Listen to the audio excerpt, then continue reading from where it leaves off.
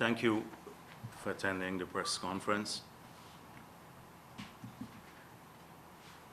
There are several things I want to address this week.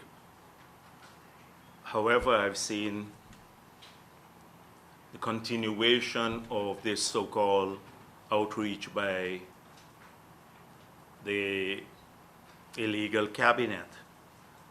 And it's unbelievable that we're in a country that is almost mirroring a failed state. And this is a concept that we should take seriously, a failed state concept. Last week, I addressed some of the elements of a failed state. So we know already about the judiciary not being able to operate fully because of the non-appointment of the Judicial Service Commission for the past 2 years. Parliament has not functioned in almost a year.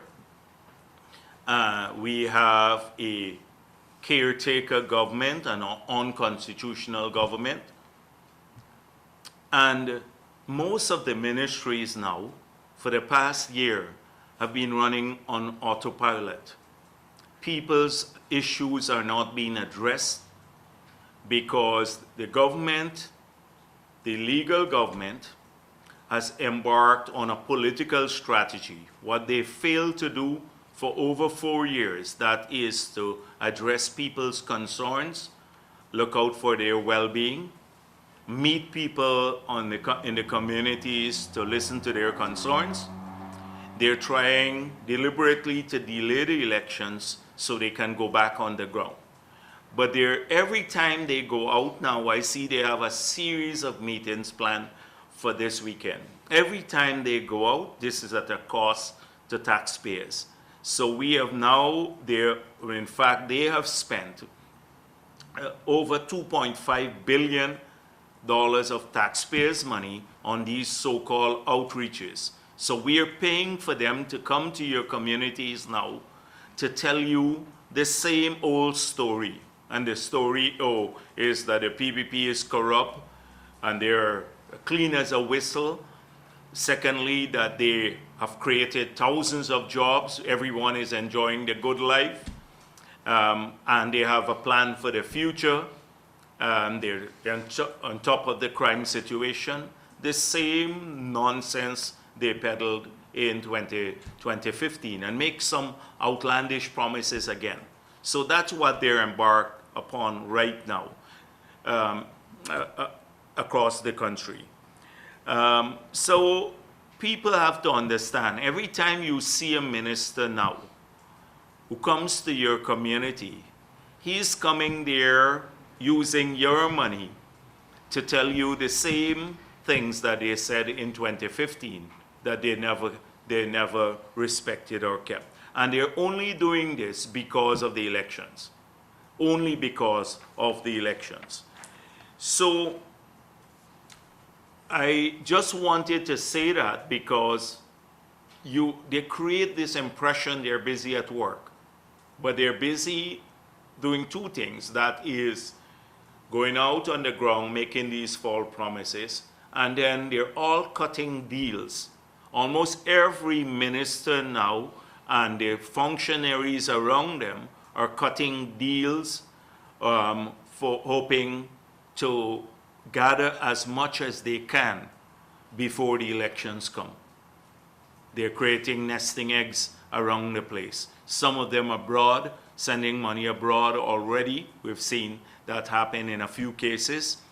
Sending money abroad, getting land, putting it in the name of cronies, getting their families to create companies so that they can transfer some assets, selling out state assets at a almost unbelievably low rate to their cabal, members in their cabal. They're all preparing for the post-March 2nd elections and outcome. And so that is all they are doing. And in the meantime, they're hoping miraculously that they would be able to win the elections, but not by getting people to vote fairly for them, because they know that the country is dissatisfied with their performance. So we've seen tactics like in Region 5, they got their activists to object to 13,000 names on the voters list. Hoping that and many of these people are alive and well, and it's illegal to object to someone. In fact, you can be charged, and the ROs are supposed to tell people who are objecting to names before they make the objections, when the hearings are done, that they can be sent to the police if they object to people's name who are alive and well, or who they want to remove for partisan purposes. Luckily, almost the 13,000 of those names were thrown out in Region 5. They did not get through with those names. But even now, you still have hearings in a community like Marikabai. Imagine this is a small Amerindian community in the river, up the Maikoni River.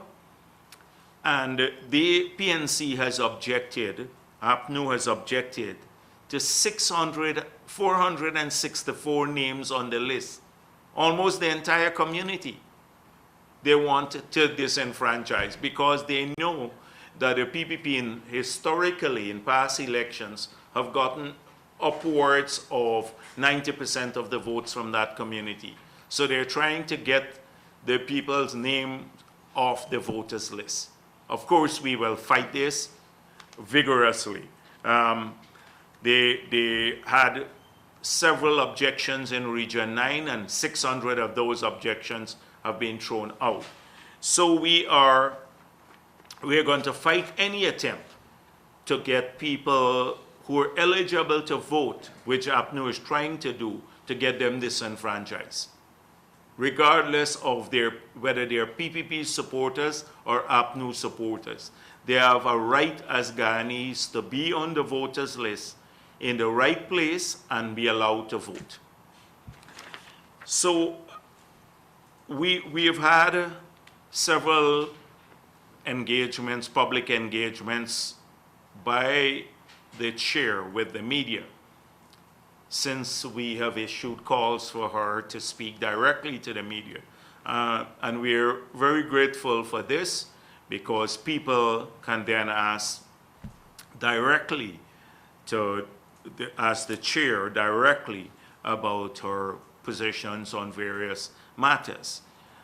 The one issue that we have now that it has the potential for massive contamination of the voters list is the issue of the inclusion of unverified data through the house process into the revised voters list, or onto the revised voters list.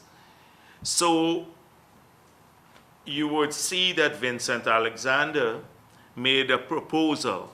Notice how all these proposals to contaminate the list keep coming from APNU commissioners. One, they had a proposal to remove people's names from the voters list who did not pick up their ID cards. Luckily, that issue is practically resolved now, because people would still have a right to vote even if they don't pick up their ID card. We don't have a problem, as we said, with enhanced verification, but they must not lose their right to vote, no Guyanese, simply because they could not pick up an ID card.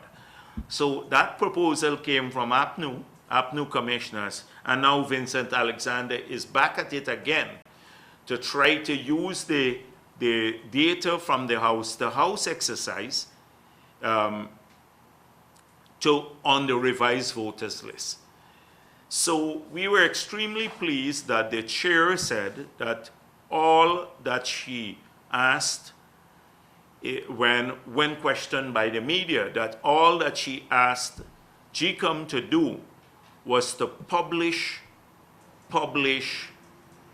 the house-to-house data, and that a decision had not been made as yet. That's what she said. So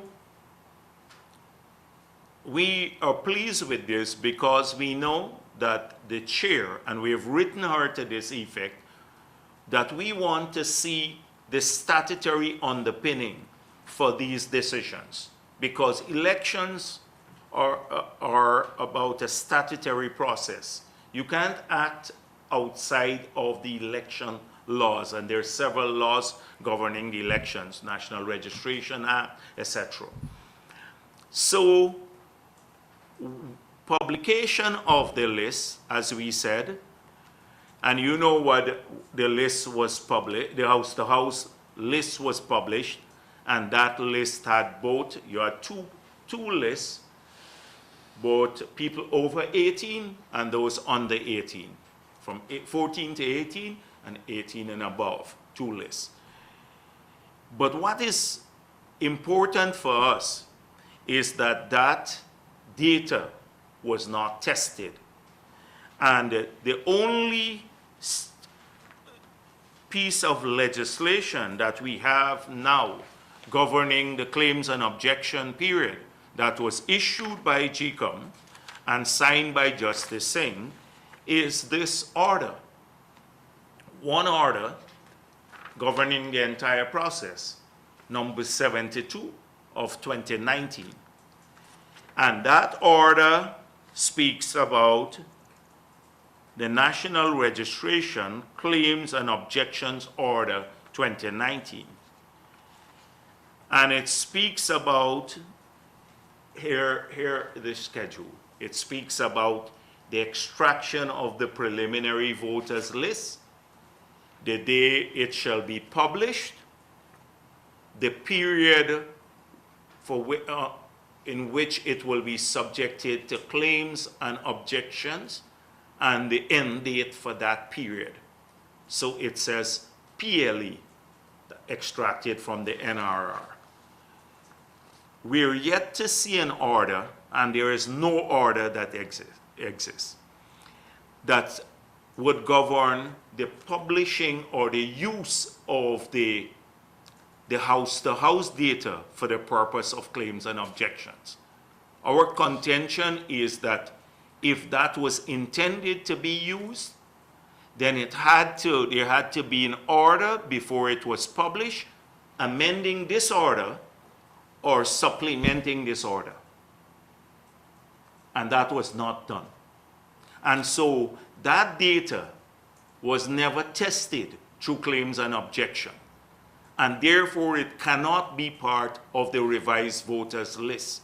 Because if it's part of the revised voters list and there are errors there, then you will never have another opportunity to correct those errors, as we did when we had the claims and objection period for 42 days, where people could have gone and checked and corrected.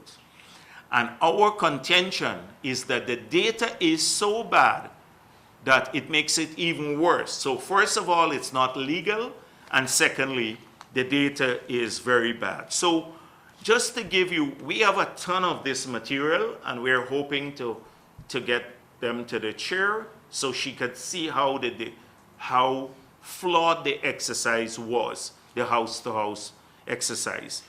But I have here with me, and I just chose 3 categories of people, of errors in the house-to-house data. So for example, in Pearl, on the East Bank of Demerara, we have 2 persons here registered at an empty lot. We have 2 persons registered where the lot is empty. There's no house there, etc. And I'm just giving, these are just examples because we have a stack of material we've been doing testing on the list. So here you have a number of people who are registered and the lots on empty lots.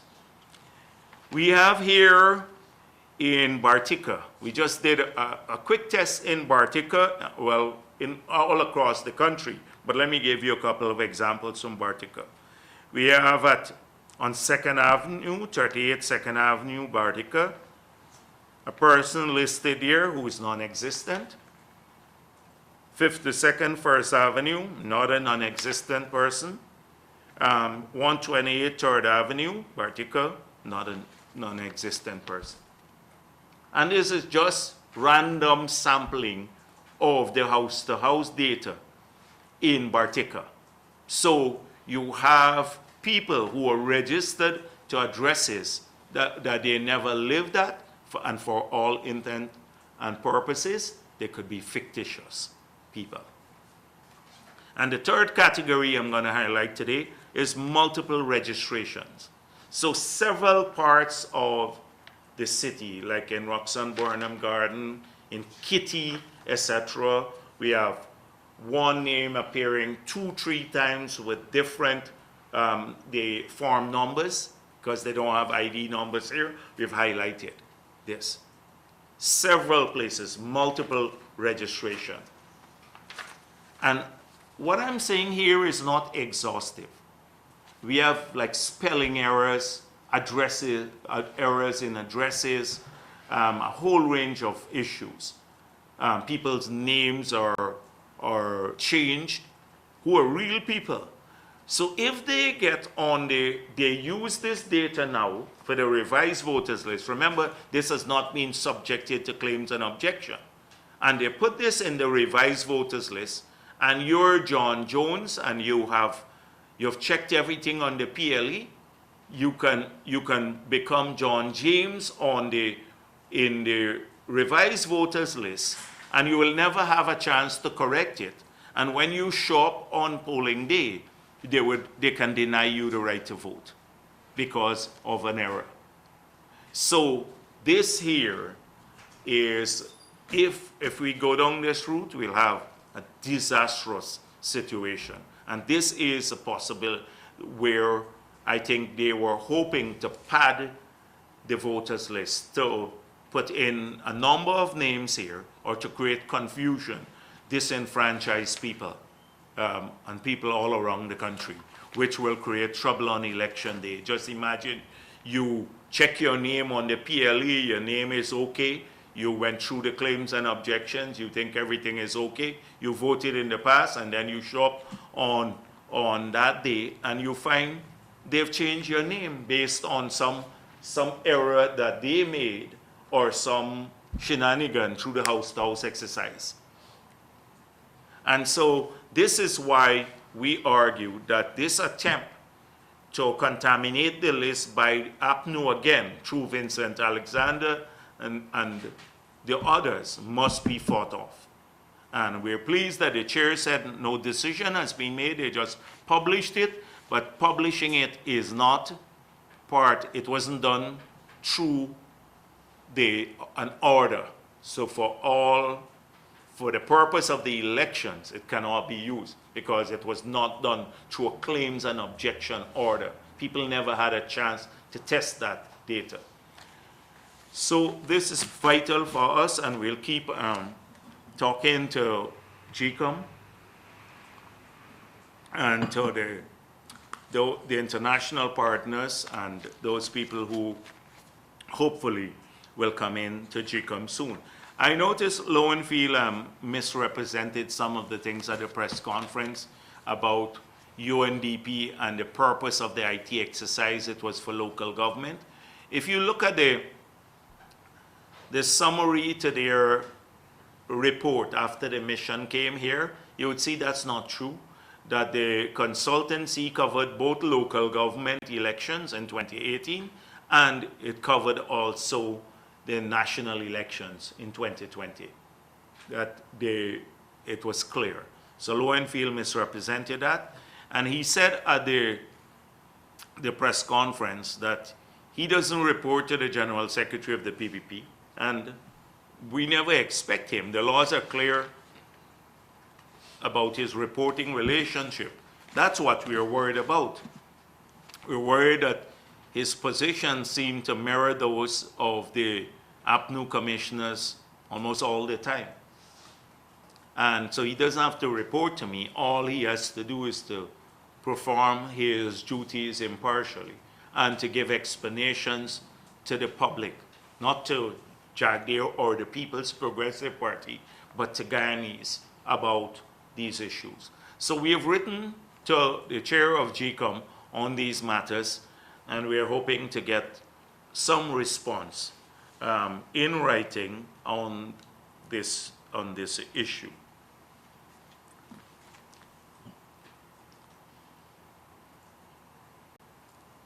So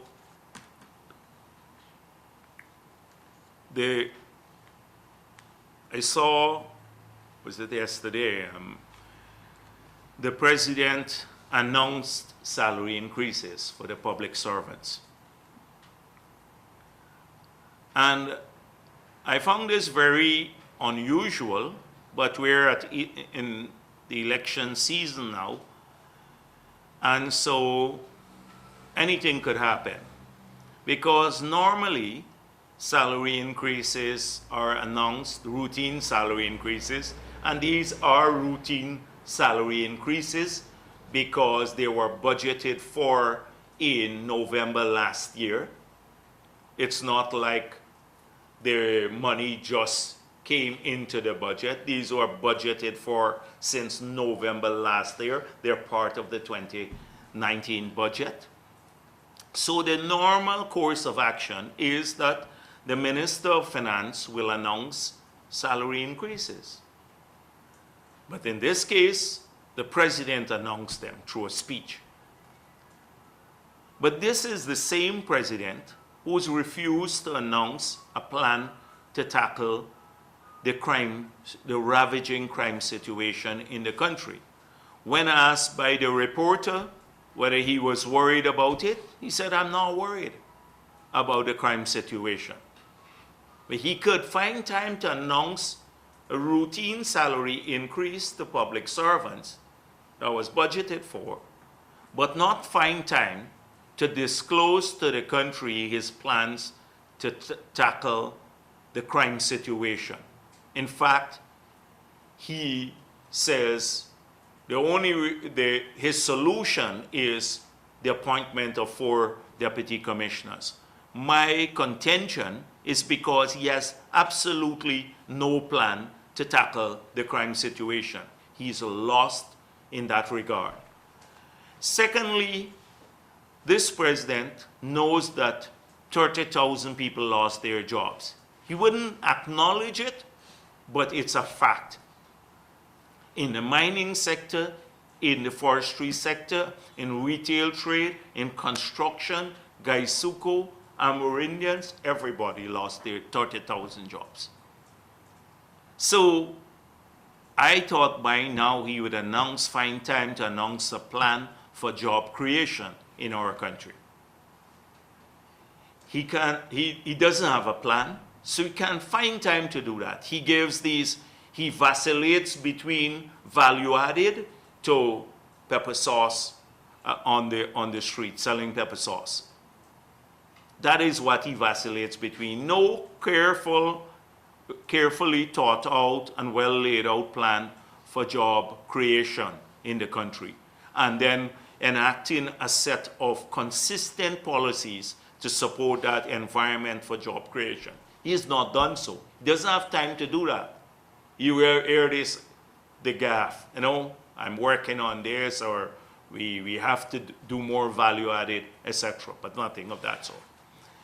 So he doesn't find time for that. But that's badly needed in our country. He doesn't find time to talk about oil and gas.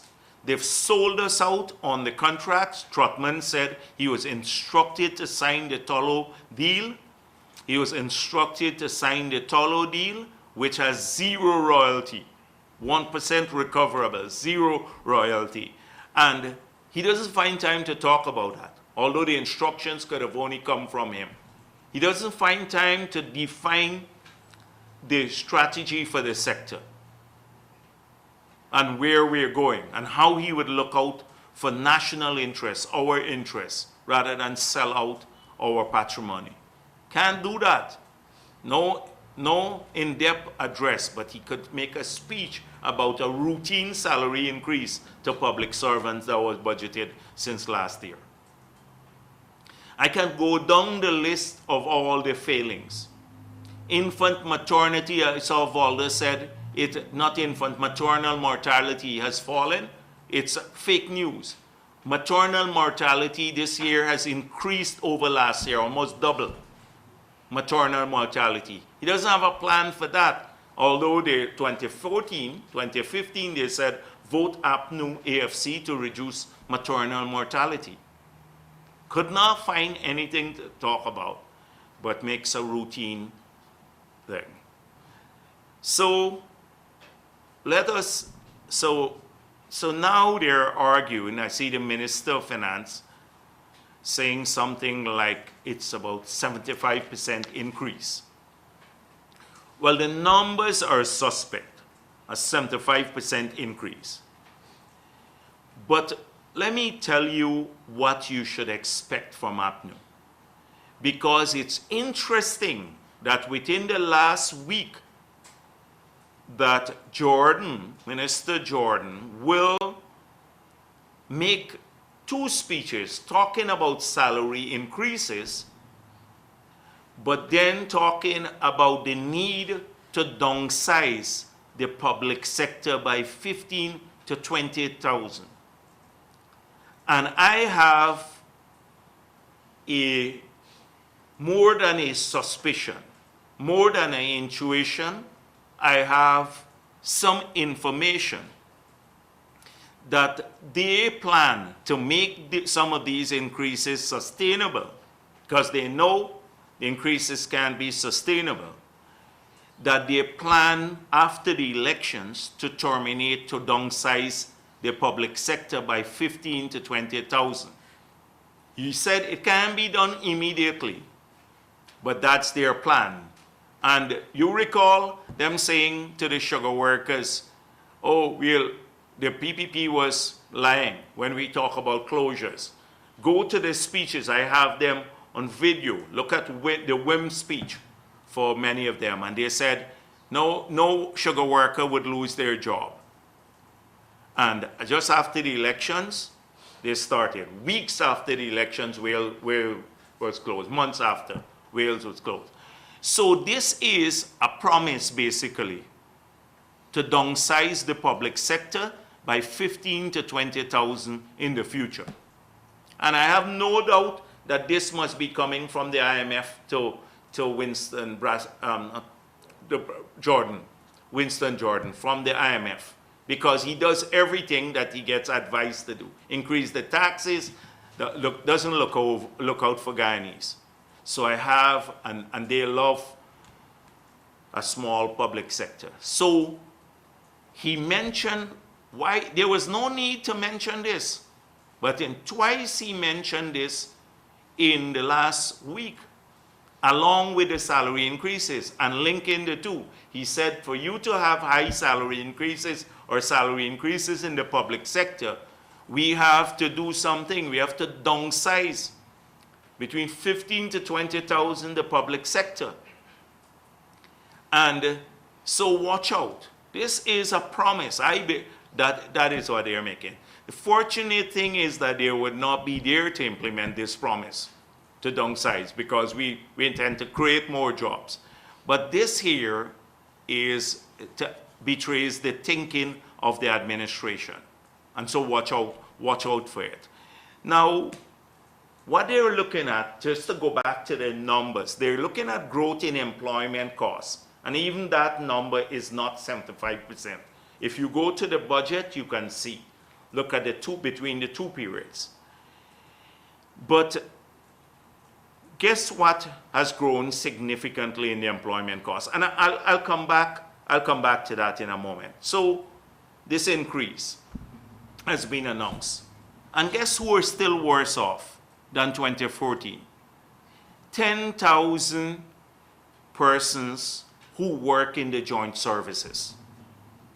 Policemen, soldiers, firemen, and prison officers. They're worse off now because they used to get their annual salary increase, an increase about between 5 to 8% under the PPP. They used to get that, and then they used to get 1 month tax-free bonus at the end of the year. So now they're getting the salary increase, and that's annualized and made tax-free. That's all they're getting now. They're getting a 9% increase, and they're making the increase tax-free, only the increase.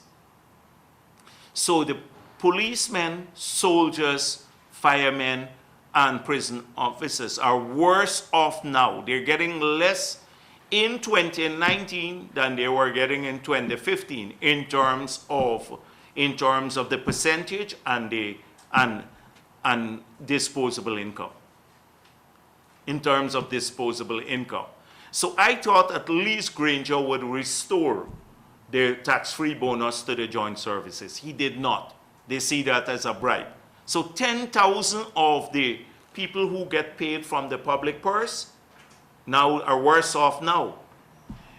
Guess who is worse off? You had 1,972 Amerindians who were getting $30,000 a month under the PPP from the public treasury. So they lost their jobs. Nearly 2,000 Amerindians are still worse off. They're not getting access to these resources anymore. And I can go on and list. So this is, as I said before, routine. You know, they said, oh, look at the percentages we gave. But when you go beyond the percentages, so let us go beyond the percentages now. So a public servant will get probably 20,000 more. Not now, but over the period, not this year alone. So guess who took nearly $500,000 more after they just got into office for themselves? Per month, I'm talking per month. It's the ministers. They forget that. So let's go through what they took for themselves. I have a long list here. They moved from about $580,000 a month that ministers were getting under the PPP. And it took 23 years to get to 580,000. In 6 weeks, they got close to $1 million. In 6 weeks, they moved from 580 to nearly $1 million a month for ministers. They used to say how long it took for PPP to get to this level for public servants. Well, for ministers too, it took 23 years for them to get to 580. And 6 weeks after this government took office, the ministers moved to nearly $1 million a month. Fast, quick. You know, they didn't take them even a year for ministers to go there. Then what did we have? We have ministers moving from 17 to 27 of them. So 17. Granger loves a small cabinet. That's what he said recently. But he moves from 17 to 27 ministers. So that's money we have to spend there. For everything. So the drivers now, a minister had a vehicle and a driver. Now they have security. They have a ton of, they've increased all of their perks to personal assistance. Remember, ministers get their electricity bill paid, their water bill paid, they get maids, they get gardeners, etc. So now it's 27 of them we have to find all of these things for. Next, they increased the international per diem and made it a direct charge on the disposable income, the consolidated fund rather. So you don't have to account for it anymore. Increase to $500 US dollars a day from $325, and you don't even have to account for it. Unlike under the PPP, you had to bring back bills. Ministers had to bring back their bills to account for their hotel stay and stuff. Now you don't have to do that. Then they increased the local travel for ministers per diem and stuff by over $1 billion. By over $1 billion, 1.1 billion. So this is where now the ministers collect advances If they're going into the interior, they would collect 800,000 advance. And a lot of the permanent secretaries are telling me they never clear the advances when they come back. Some of them, they hire their family members as drivers. And if they take 800,000, they'll pay them 200,000 for driving one weekend in the hinterland. Drive them around. So that has been happening. Then we are paying now for health care for ministers to go abroad. They're going to Ireland now. They have a health care plan that the taxpayers are contributing to the 27 of them. And by the way, they made the president and the prime minister and their spouses, they can spend unlimited amount when they go abroad. Unlimited increase. Rentals for ministers have gone up. They have all moved out. Bar now, ministers are too high to live in places like Bar and stuff. They got to get proper rentals, etc. Then entertainment has gone up. They're signing everywhere around town. They go, they eat. One minister's been eating quite a bit of shrimp who got caught there with a big plate of food. But this is sort of thing. Entertainment has gone up. So when you talk about public servants getting an increase in salaries, you look at them. We're spending close to $3 million a month on a minister now. $3 million and 27 of them. And they didn't take a year even to increase their salaries to $1 million. In 6 weeks they did. So they love to talk about how long the PPP took to increase public servant wages. And you know why? Because when we took office, look at Carl Greenwich's affidavit. I have it here. 153% of revenue was used to pay debts. By the time we left office, it was 4 or 5% of revenue. Because of that, most of our revenue was going to pay debts abroad, and 20% to pay wages and salaries in the public service. Imagine when you paid debt and wages and salaries in the public service, you were already in the red. And by the time we left, all of this had gone away, and now they could have over 90% of the revenue we collect to spend back on the country because they didn't have to use it to pay debts. And so this is the context we have to see this in. So let's talk a bit more about what they have done in the meantime. So they look only at the salary increases for public servants, public servants. But in that too, so they're spending on about 8 or 9 people at SARA, a few $100 million. All of these old cronies, well, I shouldn't be saying old. Geriatric is a better word. Cronies. But they're making salaries upwards of $1 million a month and $2 million a month. So when you see employment costs going up and they give you a percentage, when you disaggregate who is really pulling down the bulk of the money, you would see a ton of it goes to these people, the advisors and the cronies. So yes, there's a growth in employment costs, and they work out percentages, etc. When you go behind the scene, then you see who's really benefiting the bulk of the money. So when you get your 20,000 more, the minister pulls down nearly 1.5 million more when you group all the allowances, or 2 million more. That is what is happening, or their cronies. And so the cost of living has gone up. Taxes, they're collecting $88 billion more in taxes. The public servants eat too. Public servants eat, they have to buy food. 46 food items that didn't have the value-added tax now have it. Baby diapers if you have a child, you got to pay taxes. Prescription drugs now has taxes, or medical supplies. Public servants fall sick too. So the cost of living has affected everyone. Public servants use electricity and water. The rates have gone up, and they put VAT on it. So a lot of this has been increased. The taxes for ordinary things. A public servant who owns a vehicle who has to get a license has to pay more. Any license now from the government. So they forget about that. And so we need to remind the government about all of this. And then let me come back to all that they have. So they're collecting $88 billion more in taxes from us. They're borrowing heavily. And what is happening? If APNU, by a miracle, wins this election, we're in disaster. Let me tell you, with their management style, GWI had a surplus. I come back to this issue. Now it can't pay its way. Can't pay its staff many times, many of these agencies. GRDB, the Housing Ministry, $8 billion, GRDB 2 or 3 billion, NFMU, GFC, Forestry Commission, Gaisuko, GPL.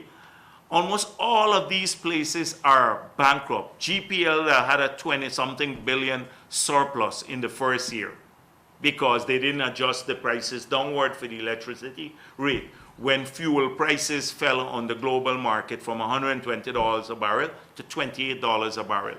That was in the first year that his government took office. So they're running down all these agencies, and you don't see this hollowing out. But it will surface in the future. So what about these places? What about the people who work in these areas? Where are they going to get the increases to be sustained there? Salary increases there too. And that is why Jordan said we have to downsize the public sector by 15 to 20,000, and I believe him. I believe that's their plan to terminate 15 to 20,000 people. This is clear. And they do it callously. They don't care too much. They don't care. You're an APNU supporter or not, they don't care. They just shut down the sugar industry and argue it's okay. We're doing it for financial probity. In the meantime, when they can get millions of dollars from a Gaisuko asset, they're giving it away for free. All the lands, and more lands and stuff on the East Coast have been gone. So I see this controversy about the land, and let me tell you why I wouldn't rush to any conclusion there. I believe they were testing the waters. If this had gone through the official gazette, we would wake up one morning and see the land allocated. Because NISIL has refused to tell us who has, the people of this country, to whom they have sold land in the last year and at what price and through what process. It's easy to just give us a list with these three things. The whole country wants to know. And we're just getting it from leaks now. When this is, why Granger doesn't make a speech about that? He wants to make a speech about announcing salary increases when they're selling out. I heard they're trying to sell out the cogen, if they've not sold it already at Skellen, to a South African firm. But none of these things would fly. And once again, I'm warning the people who are doing these deals behind the scenes that the people of this country will not tolerate it. Because these are resources that must be plowed back into their development, not through these corrupt transactions. So when I see the president taking time to announce a routine salary increase, then I know they're getting desperate. But I was, for almost the whole week, I was wondering, why is Jordan saying this? Until I spoke with some people who were at the meeting that when they discussed the size of the salary increase and what they will have to do in the long run. So we have seen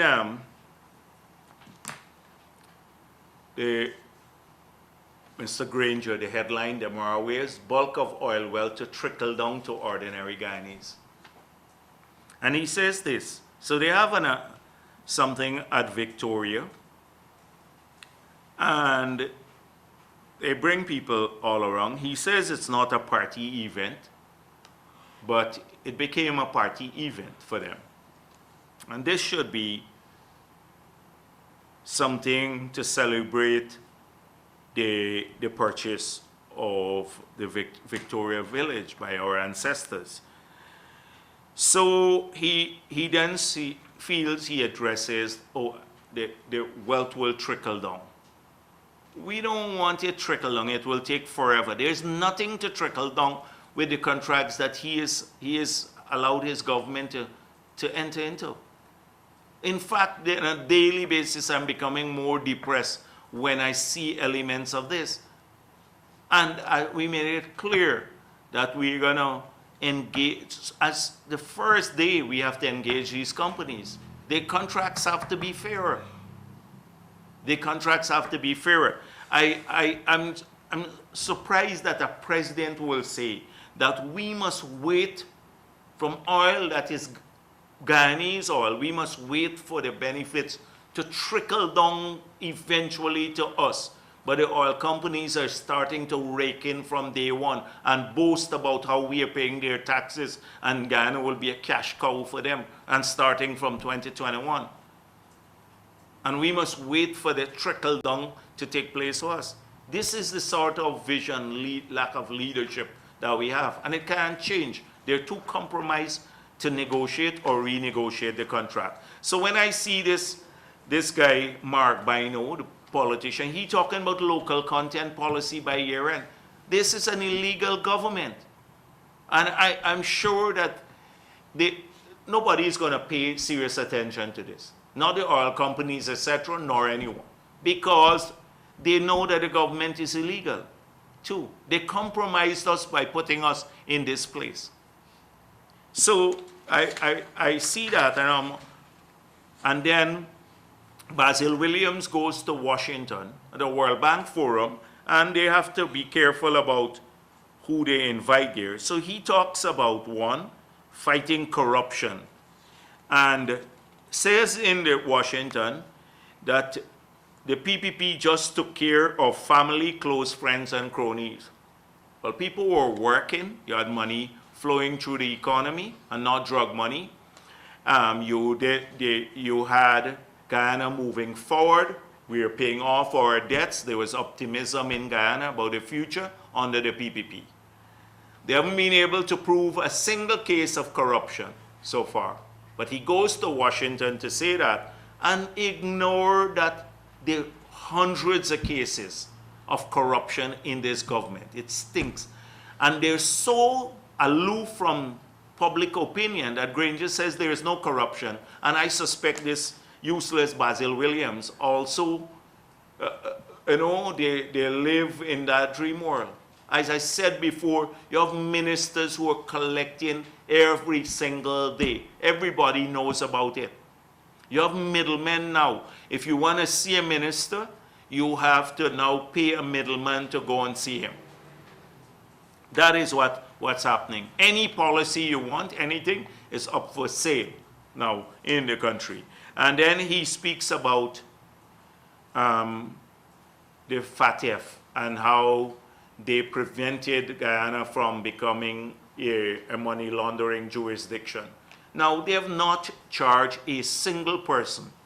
This is the 5th year in office for money laundering. If you had all these drug dealers that you were talking about, why didn't you charge a single person for money laundering? They've had all these cases. You remember in 2015, they said, oh, people had 18 billion in their account, all of that stuff. Not a single person has been charged for money laundering. And he talks about it. And he says about how we're left-wing and everything. We're the most pro-private sector party. Yesterday, I spoke with 2 businessmen. And not yesterday, the day before. Both are going bankrupt. These are established businesses. One guy said to me, he has to send home his staff. He sent home 5, and earlier in the week, he has to send home another 2. And he will probably by close to. They don't see that. Every day, you have thousands of people losing jobs. They think it's only the state sector. But people have families and they work out there too, in the private sector.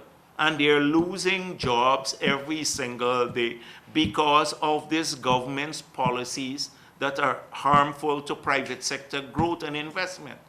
And he talks about them being pro-private sector, and we are left-wing government. So So we have to look at the oil and gas sector. You're not going to get any clarity or any serious movement forward until this government changes. They've already sold us out, and the only way we can recover this is to renegotiate some of these contracts. The only way, and look out for Guyanese, our people. A few people come here all the time. A couple of guys came to me and said he's trying to get a job there. It's like Guyanese have to almost prostrate themselves to get jobs in these places, when foreigners who are often less skilled than they are, but connected, get some of the jobs for in the oil sector. And so the last thing I want to talk about is this. Today is a crucial day for the AFC. Let's see what happens. They said that today is make or break day for coalition. But let me predict they will put their tails between their legs or their tail, let me speak in the collective, their tail between their legs, and then accept whatever is offered to them. That's the AFC.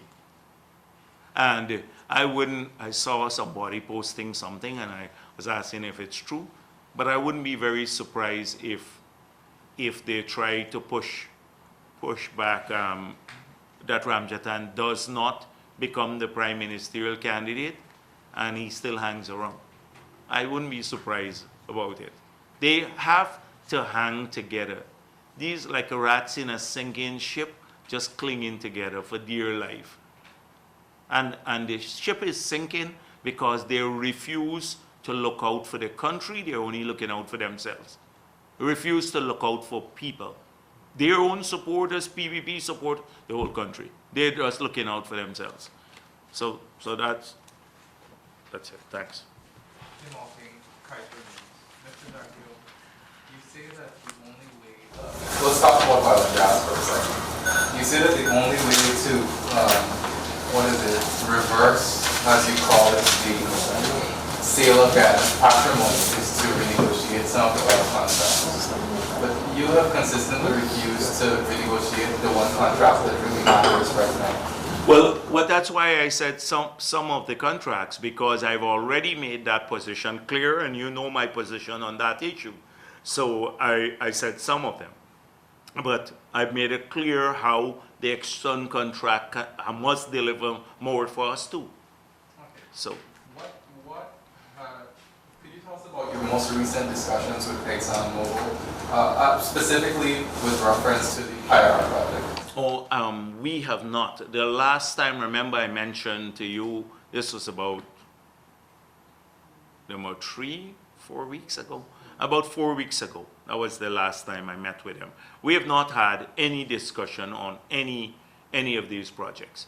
Well, we have something going on right now where ExxonMobil has awarded a contract for the FPSO for the third Payara, and the field development plan has not been approved yet. So this company is pushing forward, and the energy department is saying, hold your horses, we need to get a third-party reviewer. John Hess went to a forum yesterday and told some people that they've been in discussions with both sides, government and opposition, and so they're not worried about not getting approval for Payara at a certain period. Have you promised ExxonMobil approval for the Payara project? John Hess talks a lot. He said some things on our border that I'm not very happy with too. Can affect our sovereignty. But I've never met John Hess, never spoken with him. And I met the local people. I'm all in favor of production. I think the country knows my position on that. When they came to me and they spoke about the production, whether we're worried a bit about the impact on the election date, like March 2nd, etc. If it could be, well, not their view. I think generally people didn't want it to be politicized. And I said, as early as possible you start pumping the oil. that is from the existing project, that's fine with us. I've made it clear publicly that regulatory permits will go through. We'll have a strong regulatory technical body with people who know what they're doing. They will get swift review and swift approval or refusal, not this incompetence of the government, where things just languish for 6-8 months and you don't know where you're going, and the president saying, I have to read the contract, but nobody else can deal with this until I deal with it. That's what I promise. I promise that we'd have a strong technical body, not politicians, for the regulation. We'll get the best skilled people, Guyanese and foreigners, and we'll train more Guyanese to be in that regulatory body, and they would have a constant interface with the oil companies to look out for our interests. So if a permit comes in, or a request for permission comes in, it won't take 100 years. They will address it and they will get approval or rejection quickly, so they know what they have to change to make it compliant. Aren't you at all concerned with what's going on right now? Because You see, we're not being briefed about these details. but I'd expect you to be paying attention to what's being Yes, but what do we do? This guy goes around all the time from energy department saying he's addressing the situation. If we had our way, we fire him and find somebody immediately who knows the sector, who's competent, and a person who doesn't operate like a politician, go around the country putting up billboards about the great contracts they have negotiated. You see them around the country. Somebody who focuses there. So that's all we can do now. We're in opposition. I made it clear from day one what our positions would be. Our position would be immediate engagement. By next week, you will see some of the more details when some of our plans come out. But if the Energy Department approves a third field development plan before the election, what can you do to reverse it? There's nothing you can do. So what is your but they are going ahead with everything under the sun. Everything under the sun they're doing, and they're without regard to what we think. So how many times have I said it's illegal to dispose of state assets now, particularly without public tender?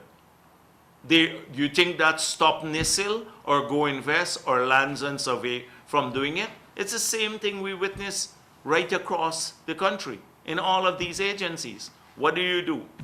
You can only review it to see that it's compliant with international standards. That's the only thing you can probably do. But if they're already building the boat, the vessel, you're almost stuck with it. Do you intend now to lend a voice before the election, given that Exxon intends to pump 750,000 barrels per day by 2025? They have really big plans, which would not seem to go ahead at that pace. If, with the plans you're saying you have for the oil sector to replace the NRF Act and so on, it doesn't seem as though at the pace that you say will go, that they'll get these approvals to pump at the time they expect to. I didn't get the point. But let me make one thing clear too. Right at the no confidence vote, they asked, and I don't think I told the public this, and this may be something that runs counter to what Mr. has said. We made it clear that any contract signed in this period, we are not going to respect. They lost the legitimacy to sign contracts, etc. Are you saying you will... No. And so I'm telling you what happened. And so they said, I was asked pointedly, will you make an exemption for ExxonMobil? We were there, myself and Irfan Ali, and we said no. No one will get an exemption. So we are not respecting contracts signed by an illegal government.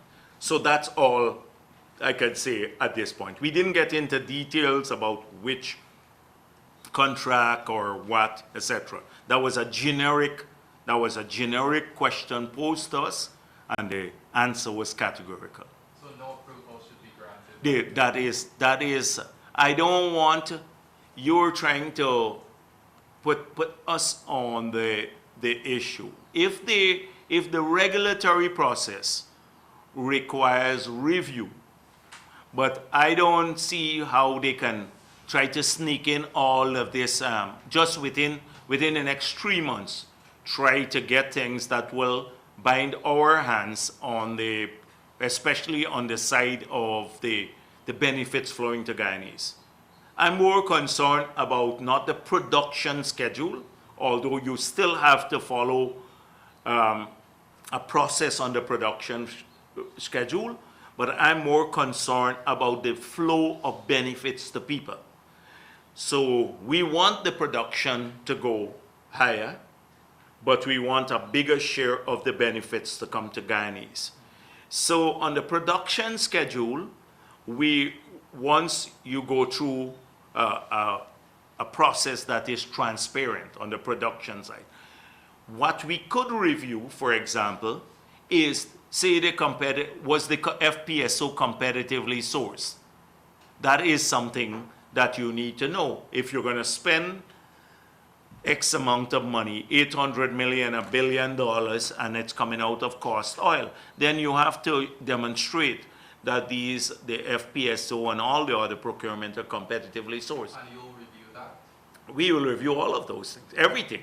We made it clear, every expenditure, the pre-investment, the pre-contract cost, and what they have done since the contract has signed, all of the expenditure is fair game. Because why should we pay for things as Guyanese that are not, say, competitively sourced? Guyanese should not be paying for that. And if there are excesses there, then those have to be explained or disallowed as being a charge on cost oil.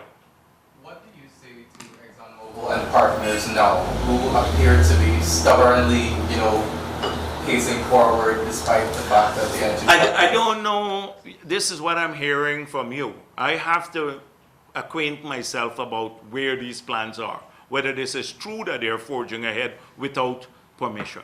I'll have to... Not without permission, but moving ahead with awarding a contract for it. But that's what you said, without any permission, without the regulatory permit.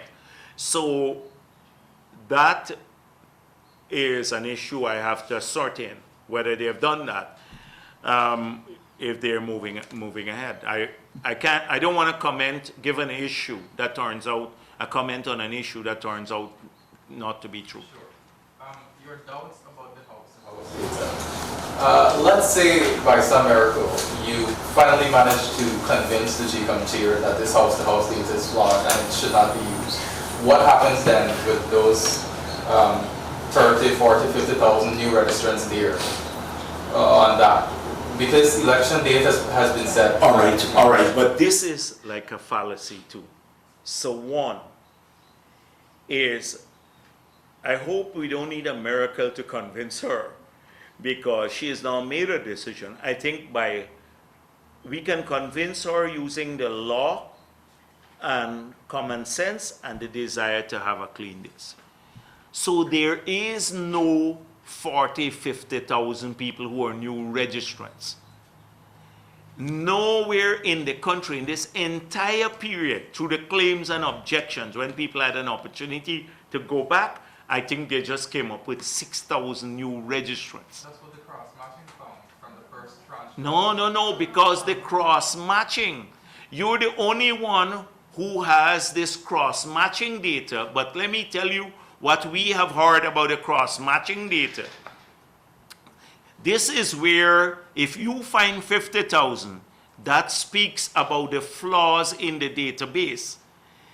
So, in the cross-matching database, I heard that they found people who are already on the PLE, whose names are already and their fingerprint is in the system. They found that those people, many of them, don't exist, or they're new registrants.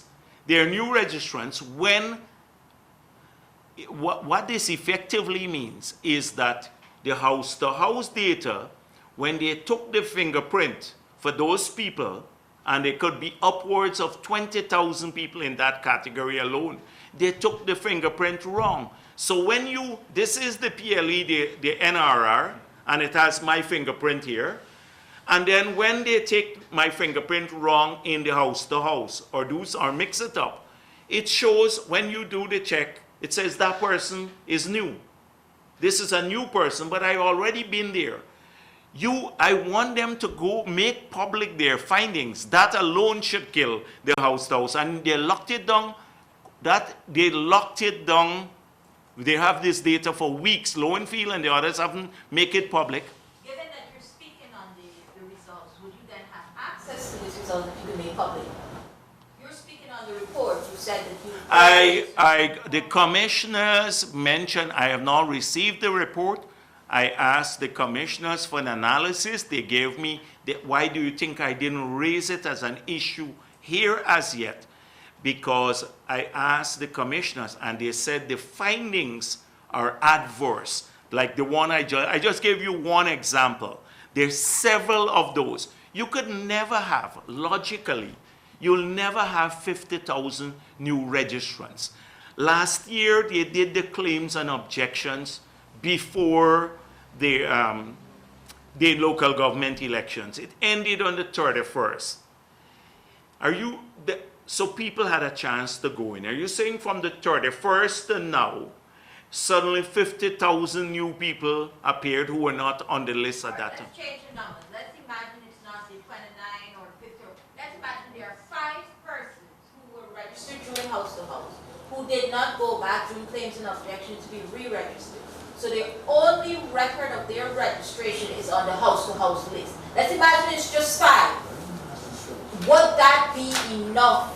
What would you put in place for those persons if you are able to convince GCOM to discard this list? So that is why we were saying that GCOM should have identified those people. Our proposal at the beginning was they should just go and find the new people, only the new registrants, and urge them, write them, even if you have to pick them up, to go and get registered back in the claims and objections. And I said there can't be more than 2,000 to 3,000. I've used this number already because we extrapolated from the past.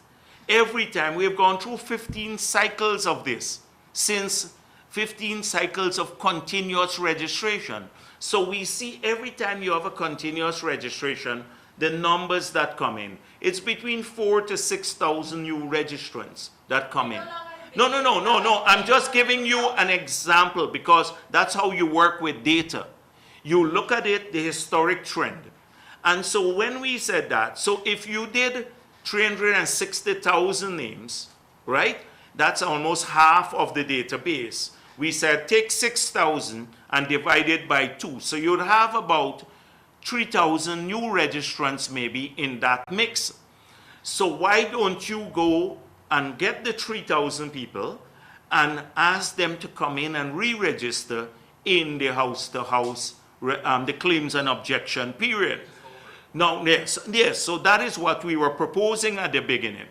I suspect, at least we know a ton of people who had registered in the house-to-house who went back because they found that we made it clear. We worked the ground and we said you should get registered. So they did. So assuming it's 1,000 now, I don't have a problem if we maybe can reach an agreement because we don't want to disenfranchise anyone. So say there is 1,000 new persons and they're authentically 1,000 persons. We can work out an arrangement. We can work out that could, with all the parties and GCOM, to allow those people to be, but they must be authentic people, authentic. They must be verified too, so they find 1,000 or a new registrants who didn't go back. That's what you're asking me, 5. I say those 5, say 5. Let's sit down and the 2 parties and GCOM and let's work out an arrangement. so that those people are not disenfranchised too. But the new ones, because the duplicate ones would already be on the list. So we don't have a problem. Our aim is not to disenfranchise. But we know that if they use the house-to-house data, merge it in the revised voters list, that it's not only illegal, but all the errors will be transferred to. So that's our approach. Thank you, Mr. Given the considerations that you just raised and the complaints you've raised about this will continue to do transactions in this year, how do you feel about how the international community has responded? Do you believe that anyone in the international community should be saying, oh, these contracts should be signed, we now have an interim or caretaker, depending on whichever language persons prefer? And do you think that this is a position that you should be getting support from the international community for? I missed that because somebody, Kwame, just showed me this. So it says breaking news from some Earl Milton and some others, the PNC, that PPP opposition leader Jagdeo today warned public servants that the tax-free retroactive salary increases announced by the caretaker coalition government are illegal, and that any public servant who accepts any salary increases will face the full force of the law if the PPP wins the March 2nd, 2020 elections. This is the lie that goes on. This is social media. So I say the public servants should collect their money. It was budgeted since last year. This is nothing new. They should get their money. It's the illegality. It is the contracts that they're issuing now to their cronies that are warned against. But this is what's going on. PPP will reverse all salary increases for 2019 on public servants. Very interesting. It's pure lies. And it's coming straight from APNU. This is coming from APNU. So that is how they succeeded in 2014. Sorry about that. Please, if you can ask again. Sure. You reiterated your concern about the illegality of contracts being issued to cronies. What I'm asking you is, this position that you've repeated consistently, do you believe that you should be getting support from the international community for this position?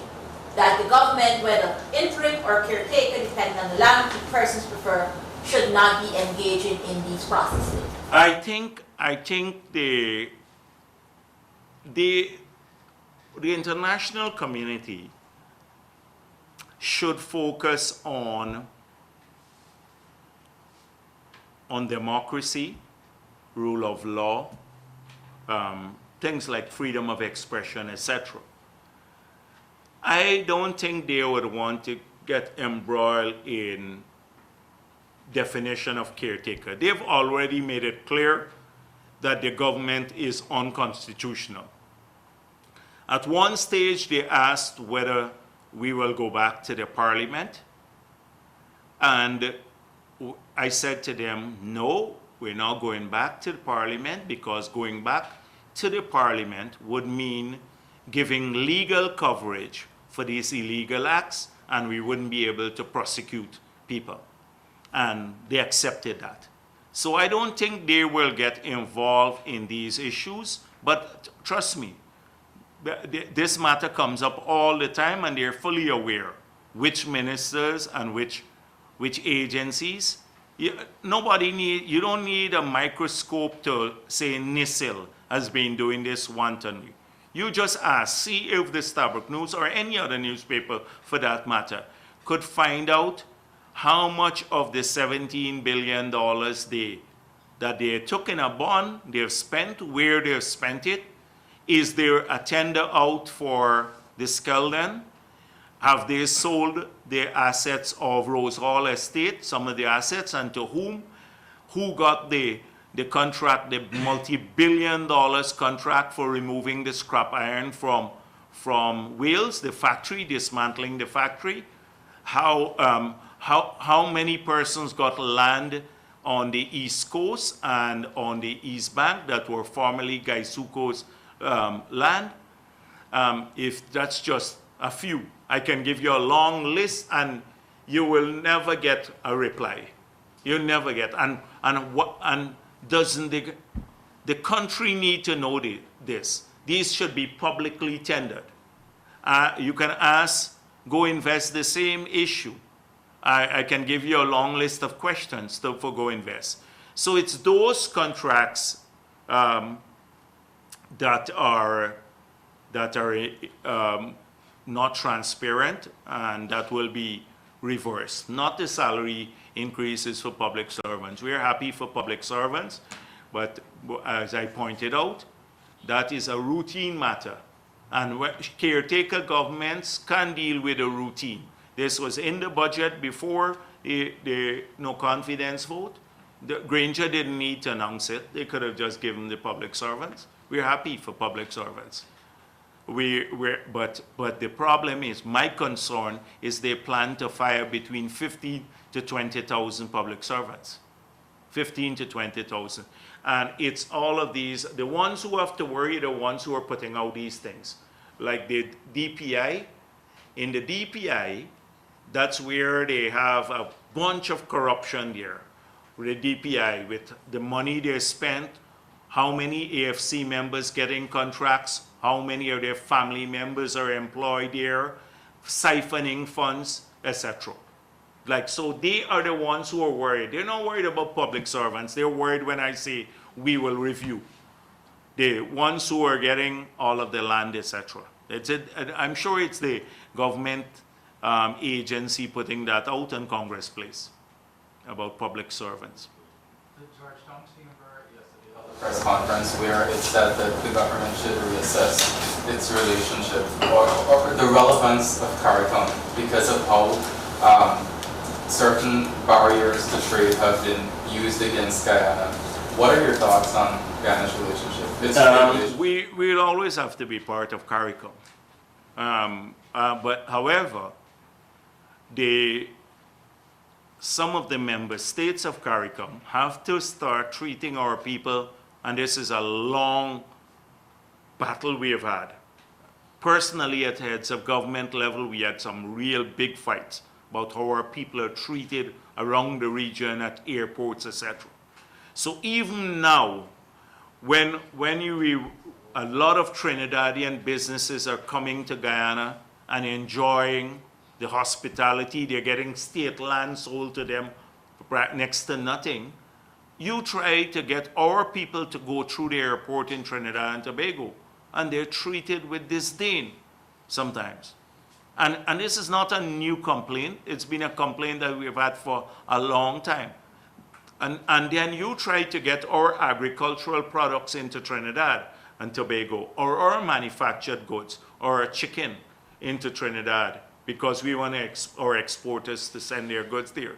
And you face a whole range of restrictions, etc. A whole range of restrictions. And so this is where this single market and economy has to be worked, has to be fair. And so I agree with them. You don't go and throw away the whole CARICOM.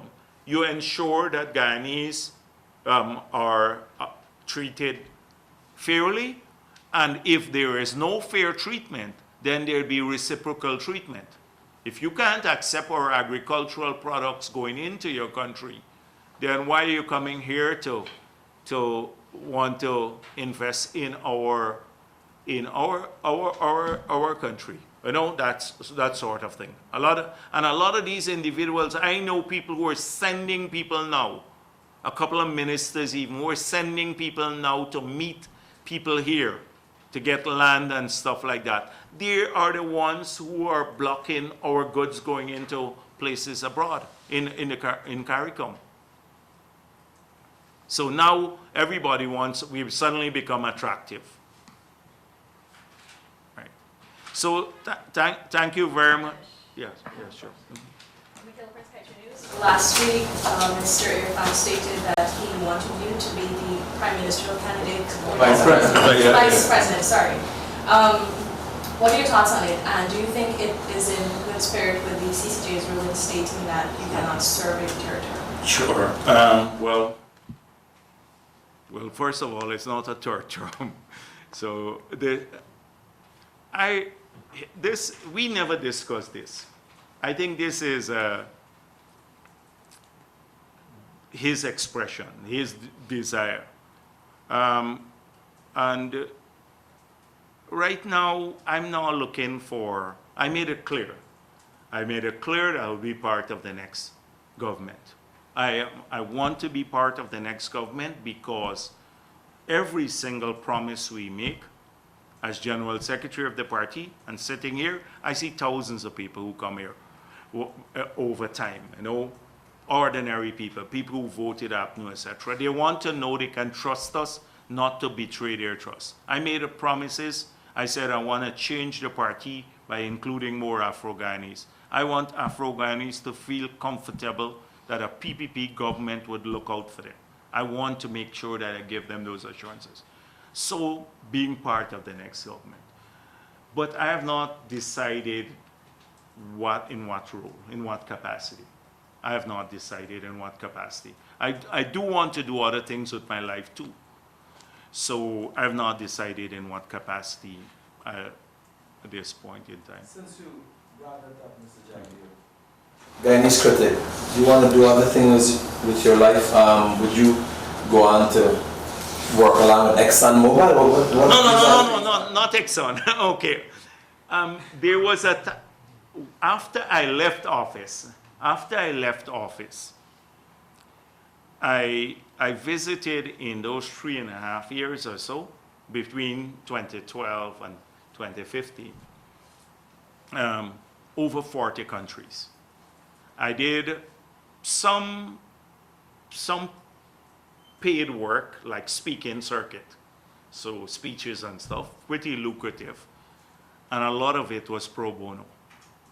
So like pro bono work in a think tank in Korea on like green climate, GGGI it used to be. Then that got converted into an international organization. I became the president of the assembly of that organization for a while. Then I was doing like the roving ambassador for the Three Forest Basins, an initiative based out of Congo. I traveled throughout Africa, 16, 17 countries, meeting with heads of government, talking about development plans, about that. And it's all not paid employment. I was working with several other organizations. IUCN, I was one of their, in IUCN. And then start working on World Sustainable Development Council and stuff. I enjoy doing that thing, traveling, working and stuff. That sort of thing got stopped after I got back into politics. So I lost the speaking circuit, and I also lost the excitement of doing new things. That's the new thing, fresh areas. I'm not going to work for no oil company. Not to oil company. So you know that. Let me make it categorical. I'm not going to work for any oil company or any company for that matter here in Guyana. Mr.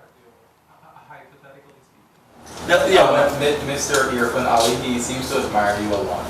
If your president Irfan Ali appoints you as VP, would you not accept that? But that's why I said I have not given serious thought to where and what role, but I know I'll be in a government supporting Irfan Ali to be the best president this country has ever had. He's somebody I like, somebody I support. Why wouldn't I now want to work hard every single day to make him successful? And share all the skills that I acquire or the advice. He will be the president. He can choose to accept or ignore the advice. But I know that because of how long we have worked together, that we share similar outlook on many issues of development and progress and who benefits, that Guyanese, and fiercely patriotic. We are fiercely patriotic. We will never allow foreigners to take advantage of our country. If APNU used to fight for good contracts, like especially with these oil companies, the way it fights the PPP, we would have had excellent contracts. It rolls over when the foreigners come in and then reserves all the fight for our local people. We will fight for Guyana every single day. And so I want him to be supportive. So whatever role I can play in that regard, and I want to make sure also, because remember the party will be on the ballot too, People's Progressive Party, Civic. And as General Secretary, I have a duty to ensure that our party does what it says it will do. Look out for people. I have a duty because the party is bigger than all of us, the party members. And so that is, and our promises are crucial. Our promises are crucial to people. And you know I spoke about Huh? When do you intend to launch your manifesto? We are hoping, we were going to put out the summary version earlier, and we decided to put a hold on it until we finish the claims and objection period. So that, right, yes, no, but they still have some hearings going on. Remember, in this order, they didn't put an end date. In the earlier order, they had an end date, 18th. So now it's the 18th, so they've settled on the 18th. So we wanted to make sure that that happens, and then we will launch. So I believe in sometime next week, you will have this. We'll probably do it. I haven't decided on the format as yet, because it's not the technical version. It will give you a synopsis of our policies in almost every area of government. But it's not the technical version as yet, which will be launched in January. But we wanted you, so we may have a soft kind of launch with Irfan Ali and a few others here, and maybe at a press conference, to share this with you. And then later, when we do the technical launch, we'll have all the speeches and explaining various sectors in great detail, or plans in great detail. So that's what I'm thinking. I haven't discussed it as yet, but maybe one press conference with everyone there, including our presidential candidate, and then a soft type of launch. Has the party sorted out any, or even if one placement in a prospective PPP government of any of its members? No. We don't offer positions to people to come to us, etc. When the elections are over, then we'll decide. Mr. Jagdeo said you will be lending Irfan Ali your support to ensure he's the best president Guyana has ever had. You're seeing what's going on with President Granger, and you yourself, you've accepted the mistakes you've made, and you'll be making him aware of those mistakes to stay away from that? Yeah, I think he is his own man, and he will find his own way, his own style. Each person has their own style. To be the best president he has to be better than you. Yeah, yes, and I hope so. I hope so. That is what we aspire for in our party, that every succeeding president will be better than the previous one. And so I hope so, and I will work to ensure that he is.